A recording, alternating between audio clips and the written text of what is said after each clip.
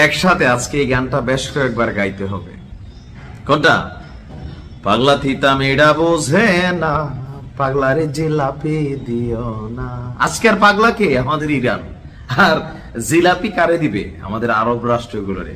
আমি তো মনে করি প্রতিদিন 2-4 প্যাকেট করে জিলাপি দেওয়া দরকার। ঝুঁকেঙ্গা নেই সালা না, মানে চেনটা দেখা যায় না তো, মাঝে মাঝে দেখাই আর কি, নতুন কিনছি। যাই হোক, ঘটনার প্রেক্ষাপট হচ্ছে আমাদের ইরানের বিরুদ্ধে আরব রাষ্ট্রগুলোর যে গোপন ষড়যন্ত্র, ইরানের বিরুদ্ধে আরব রাষ্ট্রগুলো নিজেদের ঘাঁটিতে যে মার্কিন গোষ্ঠীগুলোকে লালন পালন করছে নিজেদের টাকা দিয়া, সেই গোষ্ঠীগুলো যখন ইরানের বিরুদ্ধে অভিযান চালালো, সৌদি বলতেছে না ভাই, করলো খবিস ইরান, এরা শিয়া, আমরা সুন্নি, আমরা বেস্ট।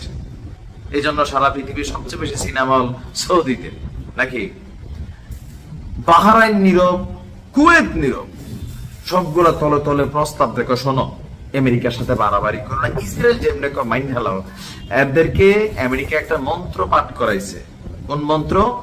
ইরান যদি শক্তিশালী হয় বাবা, দেখবে একদিন তোমাদের সবাইকে এরা দখল করে ফেলবে। এখন এই যখন পরিস্থিতি, ইরানের সশস্ত্র বাহিনীর নতুন প্রধান আব্দুল রহিম মোসাবি তিনি এক বিবৃতি দিয়েছেন। তিনি বলছেন যে অপরাধী যুক্তরাষ্ট্র এবং তার অপরাধী সন্তানদের জানা উচিত। ওয়ার্ডের ডায়ালগ, হ্যাঁ? অপরাধী যুক্তরাষ্ট্র এবং তার অপরাধী সন্তানদের জানা উচিত ইসরায়েল নামের তাদের যে অবৈধ বাচ্চা আছে, এর পাশাপাশি ইসলামের যোদ্ধারা যারা মার্কিন স্বার্থ এবং সেনাবাহিনীর বিরুদ্ধে যে কোনো পদক্ষেপ নিতে প্রস্তুত, আমরা কখনোই পিছুপা হব না। শুধু ইসরায়েল নয়, মধ্যপ্রাচ্য জুড়ে থাকা যে কোনো মার্কিন সামরিক ঘাঁটিকে ইরান বৈধ টার্গেট বলে মনে করে।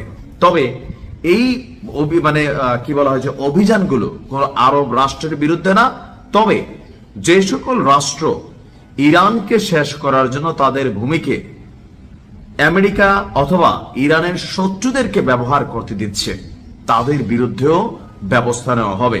তবে বিষয়টি হবে শুধুমাত্র মার্কিন সামরিক ঘাঁটি, আর টার্গেটের মধ্যে ইসরায়েল থেকে শুরু করে মধ্যপ্রাচ্য জুড়ে থাকা যে কি বলা যে সামরিক ঘাঁটিগুলো আছে, এর মাঝখানে আপনারা জানেন 12 থেকে 14টা আরব রাষ্ট্রে কিন্তু এই ঘাঁটিগুলো আছে। ইরানের কৌশলগত প্রতিক্রিয়ার অংশ হিসাবে ইরান বলছে যে সাময়িক যুদ্ধবিরতি এক জিনিস, কিন্তু যদি কোনো মিত্র শক্তি অথবা আরব শক্তি ইরানের বিরুদ্ধে বা পশ্চিমাদের পক্ষে তাদের জমিনকে বা ভূমিকে ব্যবহার করতে দেয়, আর এ থেকে ইরান কোনো ক্ষতিগ্রস্ত হয়, তাহলে তাদের পরিণতি হবে আপনার কাতারের মতো। আলোচনায় কেন কুয়েতের নাম? বলছে যে কুয়েতে আপনার মার্কিন যুক্তরাষ্ট্রের যে ঘাঁটি আছে, সেই ঘাঁটি থেকে পরবর্তী কোন একটা হামলা চালানোর পরিকল্পনা বা ফন্দি আসছে আমেরিকা। আমেরিকার যখন এই সকল অ্যাক্টিভিটিস চলতেছে, ইরানের কাছে গোয়েন্দা তথ্য আছে। তো ইরান হুঁশিয়ারি বার্তা দিচ্ছে যে এরকম ঘটনা যদি কারোর ভূমি থেকে আবার হয়, তাহলে তাদের ভূমিতে থাকা পশ্চিমাদের সেই ঘাঁটিকে ইরান উড়িয়ে দেবে। এখন কুয়েতে যদি কোনো রকম চক্রান্ত হয়ে থাকে বা আমেরিকা যদি কোনো একটা পরিকল্পনা করা থাকে যেটা কুয়েত থেকে বাস্তবায়ন করবে, কুয়েতের উচিত কাতারের পরিণতি দেখে শিক্ষা নেওয়া এবং কি আমেরিকাকে এই ধরনের কোন রকম ভূমিকায় যেতে না দেওয়া, বাধা দেওয়া। আর এরপরে যদি ব্যবহার করতে দেয়, আমি মনে করবো ইরান যদি কোনো ফান্ড কালেকশন করে, আমি ভাই গরিব মানুষ 2,000-5,000 আমিও দেব ইনশাল্লাহ। কাতারি টাতারি এগুলারে ধরেন ধরার লাগে আর কি, মানে যা আছে আমার মনে হয় আমার মতন অনেকে দিবেন নাকি। আমার ধারণা আমি যদি একটা ভিডিও করি ইরানের জন্য ফান্ড কালেকশনের লেগা, 2-4 কোটি টাকা একটা ভিডিওতে উঠবো ইনশাল্লাহ, নাকি? মানে কারা কত দিবেন একটু কমেন্টে লেখেন, আমার আইডিয়া ঠিক কিনা সে দিলাম। মিনিমাম লেভেলে আজকের দিনে এসে আফগানিস্তানও শুনছি আমরা তলে তলে এই পরমাণু কর্মসূচি বা ইউরেনিয়াম সমৃদ্ধকরণের প্রকল্প হাতে নিয়েছে। অপরদিকে ইরানের অবস্থান কি? দর্শক, আমেরিকা প্রায় 15 বছর যাবত মেটিকুলাস একটা ডিজাইন করার পরে আচমকা যখন এই ব্লাঙ্কার বাস্টার যে মানে বোমাগুলা, এটা সুপার কম্পিউটার দিয়ে পরীক্ষা করছে। দুনিয়ার সবচেয়ে মেধাবীরা এটার মধ্যে কানেক্টেড হয়েছিল যে এটার একদম গুড়া গুড়া করে দিতে হবে, তাই না? একদম উপর থেকে পড়বে আর একদম মাটি ছেইদা যে পর্যন্ত আছে গোয়েন্দা তথ্য, এই টানেলের গভীরতা বা ধরেন এটা কি পরিমাণ বিস্ফোরক বহন করবে, 15 বছরের সেই অভিজ্ঞতা ফেইল মারছে ইরানের সামনে।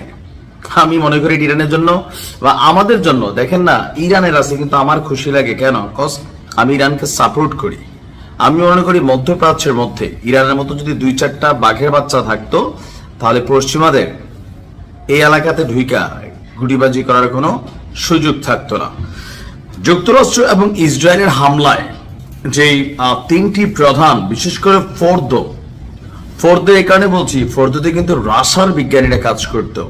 এই ফোর্দো পারমাণবিক স্থাপনার যে ক্ষয়ক্ষতি হয়েছে সবচেয়ে বেশি, আমরা ভাবছি, আমিও ভাবছি 2-4 বছর মনে হয় না ইরান কোমর সোজা করতে পারবে, অথবা এই যে মানে স্ট্রাকচার গুলো আছে বা ধরেন গবেষণা তথ্যপত্র, আমি মাঝে মাঝে যারা সিরিয়ালে ভিডিও দেখেন, ওই যে স্বর্ণ আর আলমিরার যে বক্তব্যটা দিয়েছিলাম ওই রকম সবাইকে অবাক করে দিয়ে এখন কি শুনছি যে আগামী 2 থেকে 3 মাসের মধ্যেই, কত মাস?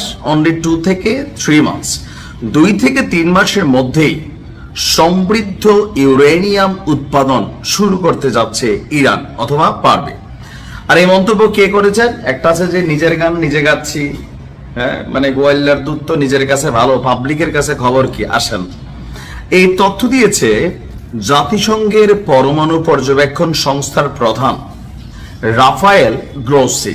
এই কথাটার 2টা মিনিংস থাকতে পারে। একটা হচ্ছে আরেকবার মারবে ইরানকে, দুনিয়া যেন কোনো কথা না বলে। আবার আরেকটা হতে পারে সত্যি সত্যি ইরান ওই লেভেলে তাদের সামরিক দক্ষতা নিয়েছে, অথবা আমরা মাঝখানে শুনতেছিলাম যে ইরান তাদের মেশিনারিজ গুলা ট্রাকে ভৈরা ভৈরা একদম নিরাপদ জোনে সরিয়ে নিয়েছিল, ইরানও বলছিল। এমনকি আন্তর্জাতিকভাবে বিশ্লেষকরা একই কথা বলছে, এটা সত্যি হতে পারে। এখন রাফায়েল গ্রোসির যে মন্তব্য যে তেহরান পরমাণু অস্ত্র তৈরি থেকে খুব বেশি দিন আর দূরে নাই, আপনার পরবর্তীতে ইরানের প্রধান 3টি পারমাণবিক স্থাপনায় আমেরিকা যে হামলা চালিয়েছে, ইরান শুরু থেকে যেই কথা বলছে তাদের কাছে পরমাণু অস্ত্র নাই বাট আছে। যাই হোক, ট্রাম্পের বক্তব্য, ইসরায়েলের প্রধানমন্ত্রীর বক্তব্য, নেহুর বক্তব্যের সাথে ইরানের যে বক্তব্য, এখানে অনেকটা কি বলা হয় যে আপনি ধরেন পাল্টাপাল্টি কাউন্টারমূলক অবস্থান থাকলেও জাতিসংঘ তো নিরপেক্ষ। মানে আমরা যেটা বলতে চাচ্ছি, আমেরিকা যা বলে ওই রকম নিরপেক্ষ আর কি। বাট পরমাণু ইস্যুতে যখন এই গ্রোসি বলছে সামনে অল্প কয়েকদিনের মধ্যে বা অল্প কয়েক মাসের মধ্যে ইরান আপনার ইউরেনিয়াম উৎপাদন করবে, অথবা তার চেয়ে কম সময়ে করতে পারে।